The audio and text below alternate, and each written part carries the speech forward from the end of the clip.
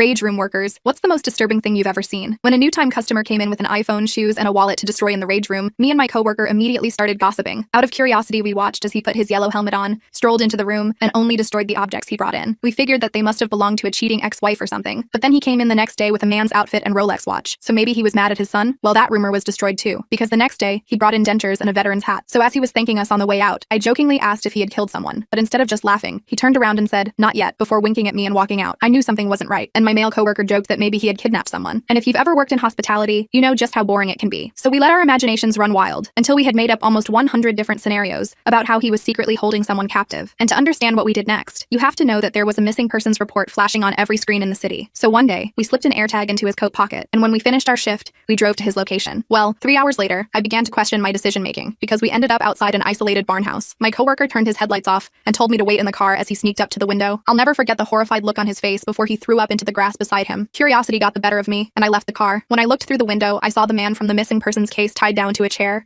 naked and covered in dozens of cuts and injuries. Red was leaking from his head, and he looked like he was on the verge of death.